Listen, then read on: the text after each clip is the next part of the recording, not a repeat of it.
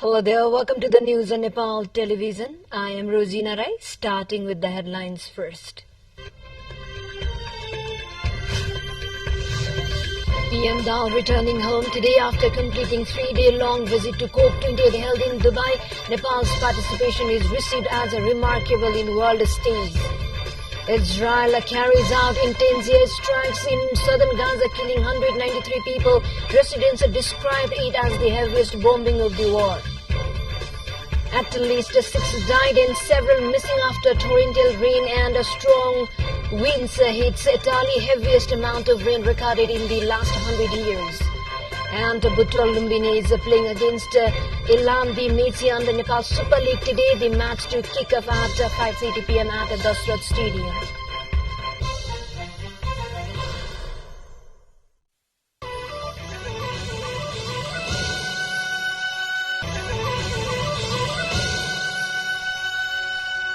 Welcome back, and now we have the news in detail. Prime Minister Pushpakamal Dahal is returning to Nepal today. PM Dahal is returning home after completing his highly important three-day rather long visit to UN Climate Change Conference COP28 in Dubai, UAE. The Nepali delegation led by Prime Minister Dahal left for COP28 conference on November 29th. Nepal's participation in UN Climate Change Conference COP28 in Dubai UAE is received as a significant visit in world stage to draw the attention of the world about the climate change effect in least developed countries category LDCs like Nepal. He also urged for grants to address climate crisis in LDCs like Nepal. In his visit to COP28, the Prime Minister voiced for Nepal's right to receive compensation from loss and damage Nepal has suffered from climate change. Also, the Prime Minister hosted a high-level side event entitled Call of the Mountain, Who Saves Us from Climate Change, to raise the voice of Nepal on climate change as well as promote a mountain agenda in the COP negotiation process. Prime Minister Dahal expressed his deep concern over the countries suffering from climate change despite its negligible contribution to greenhouse gas emissions. Speaking at the UN Climate Change Conference COP28 in Dubai, PM Dahal highlighted the extreme weather events and the disappointment report of the Intergovernmental Panel on the Climate Change IPCC. He emphasized the need to protect the mountain region, which is the foundation of human civilization, ecosystems and biodiversity. PM Dahal reiterated Nepal's commitment to achieving net zero emission by 2045, 5 years earlier than the global target. He also highlighted the need for 45% of forest coverage, optimal use of hydropower for clean energy, and financial and technical constraints in climate action implementation. He demanded a doubling of the climate change pledge of $100 billion by 2025 and easy operationalization of the loss and damage fund. He urged developed economies and the international community for more predictable, adequate and equitable resources and technologies of LDCs. He emphasized the need for developed countries to raise their ambitions and fulfill their commitments urgently, scale over climate finance and ensure fair financial arrangements without conditions, constraints and complaints. In conclusion, PM Dahal emphasized the need for a dialogue on mountain and climate change and urged for a grand success of the COP28 conference.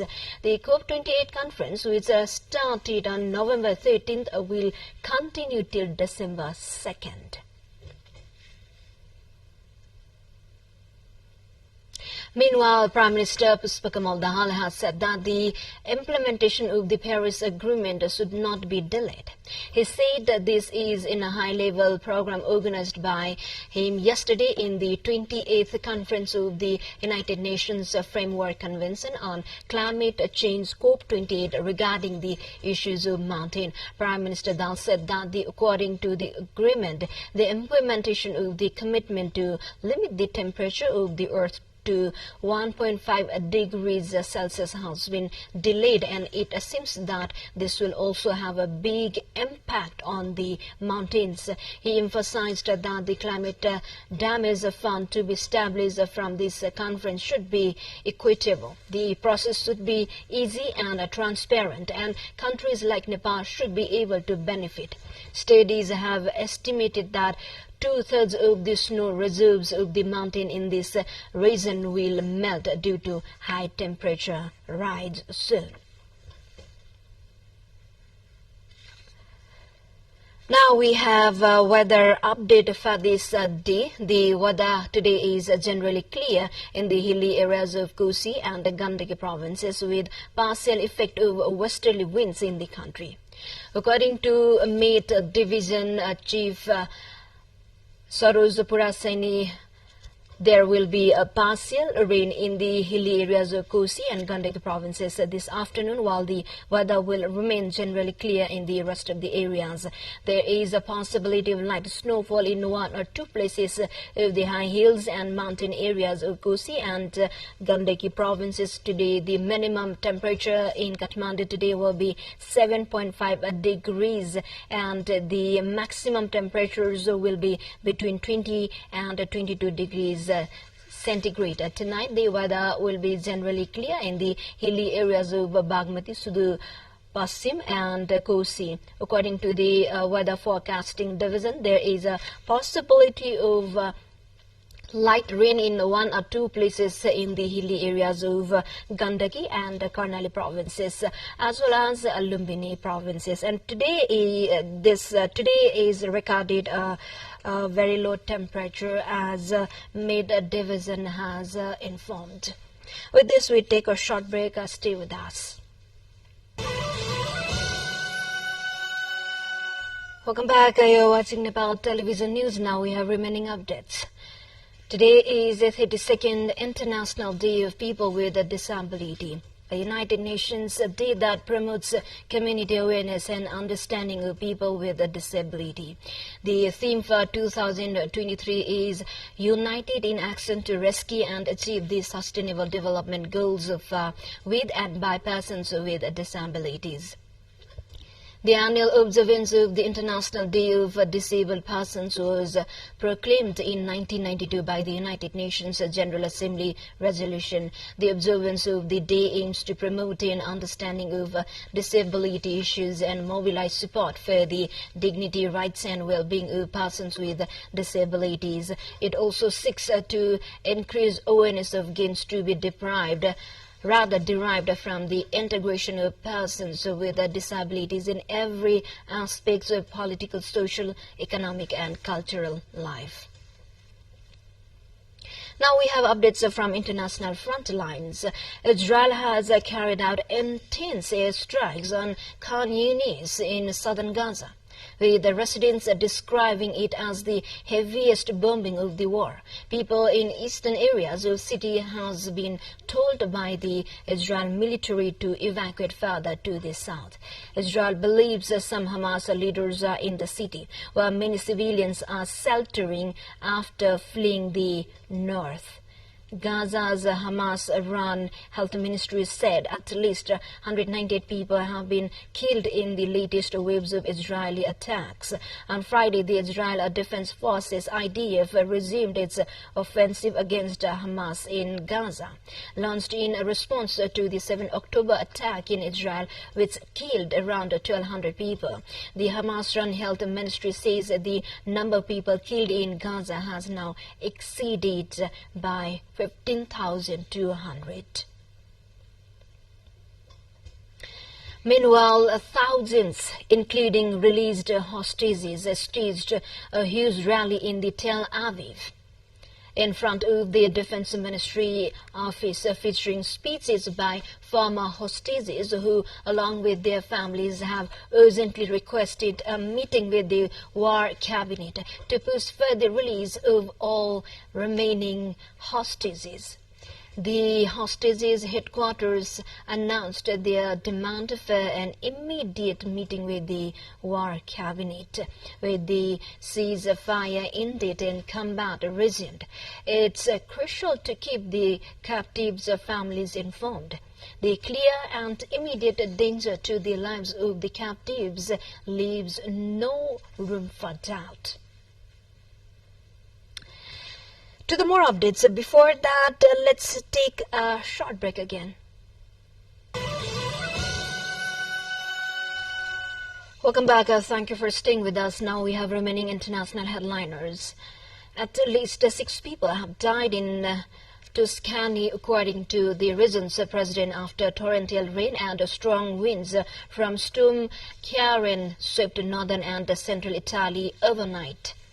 Several more people are missing in the climate incident elsewhere across the country, including a firefighter who fell into a canal in the Veneto region in the northeastern Italy, according to the fire brigade. Around 40,000 people in Tuscany were left without electricity on Friday morning, and the regional president Eugene Gianni has called a state of emergency. Schools are closed across the region. Several other major rivers, including the Seveso, which runs through Milan, and the Vicencio, which runs through Prato, could also flood in the coming hours, according to Italy's Civil Protection Agency. It asked people to leave nearby areas and remove vehicles near riverbanks.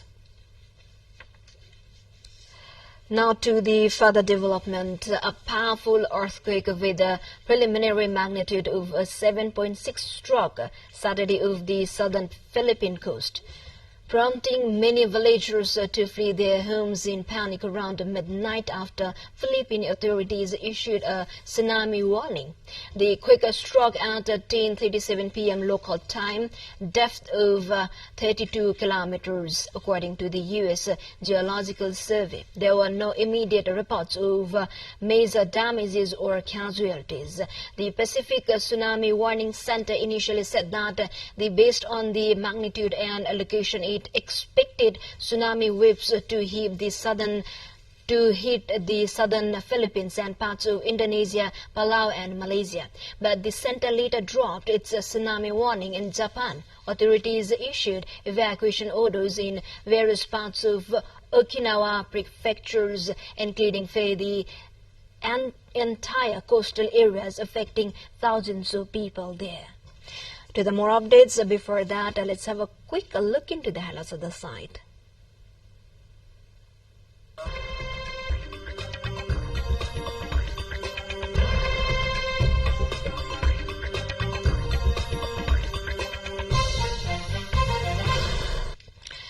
Grassroots healthcare institutions across China have been working diligently to ensure timely consultation amid a spike in acute respiratory diseases that has put pressure on larger hospitals. In South Beijing, the Daomen Community Health Center, a typical community hospital, has assembled a rapid appointment triage system. Patients are carefully assessed and categorized, with those experiencing more severe symptoms given priority access to consulting rooms. Among pediatric patients, many were initially taken to tertiary hospitals, which rank at the top of China's 3-tier grading system. With this update, now time for sports update.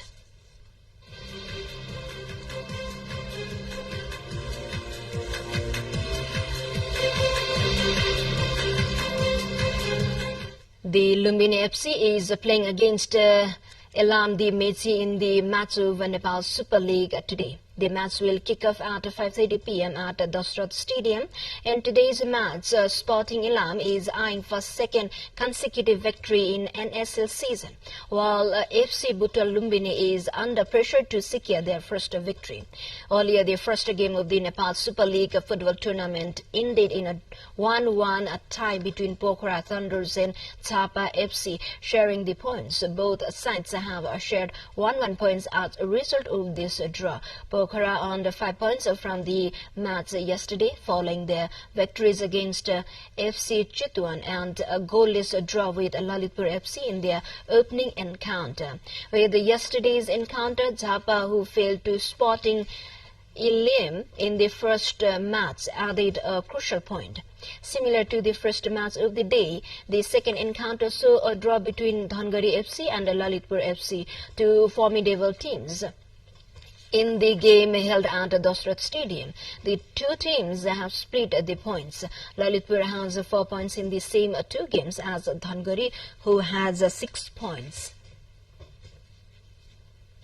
With this, we come to the end of this news bulletin, but before we say goodbye, quick reminders of the headlines once again. PM Dahal returning home today after completing 3-day long visit to COP28 held in Dubai. Nepal's participation is received as remarkable in the world stage. Israel carries out intense airstrikes in southern Gaza, killing 193 people. Residents describes it as the heaviest bombing of the war. At least 6 died and several missing after torrential rain and strong winds hits Italy, heaviest amount of rain recorded in the last 100 years. And Butol Lumbini is playing against Ilam Di Messi under Nepal Super League today. The match to kick off at 5:30 p.m. at the Dasrath Stadium. Well, this is all we have for this moment. Until our next bulletin, have a good day ahead. Namaste.